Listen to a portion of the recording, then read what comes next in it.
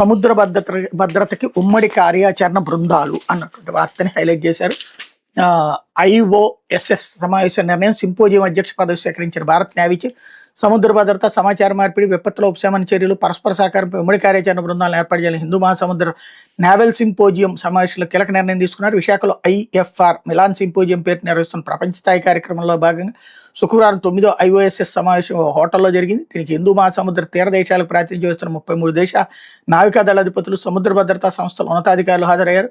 Atlantic నుంచి Pacific వరకు విస్తరించినటువంటి హిందూ మహాసాగర్ ప్రాంతంలో సముద్ర సహకారం భద్రతను బలోపేతం చేయడమే లక్ష్యంగా పనిచేయాలని నిర్ణయించారు. ఈ సందర్భంగా ఒమన్ ఐఓఎస్ఎస్ వర్కింగ్ గ్రూప్లో జరగా సారూప్యత కలిగిన నావికాదళాల సంఖ్య పెరగడానికి సింపోజియం స్వాగతించింది.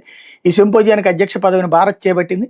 రాయల్ నేవీ నుంచి ఐఓఎస్ఎస్ అధ్యక్ష పదవిని భారత navy chief admiral Dinesh Kumar Tripathi స్వీకరించారు.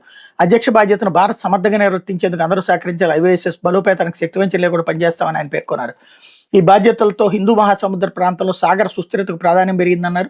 16 ఏళ్ల తర్వాత తిరిగి మళ్లీ భారత్కి అధ్యక్ష పదవి దక్కింది. 2008 నుంచి 2010 వరకు ప్రారంభ అధ్యక్ష పదవిని చేపట్టిన భారత్ ఇప్పుడు వృత్తిపరమైన సముద్ర సహకారం కోసం ఈ వేదికను ముందుకు తీసుకెళ్తుందని దినేష్ కుమార్ హామీ ఇచ్చారు. అనంతరం సభ్య నావికాదళాల పరస్పర సహకారానికి, సమాచార మార్పిడికి భారత నావికాదళం మెరుగుపరిచిన ఐఓఎస్ఎస్ వెబ్సైట్ని ఆవిష్కరించారు. దీనిలో ఫిలిప్పీన్స్కి పరిశీలక దేశంగా చేర్చారు.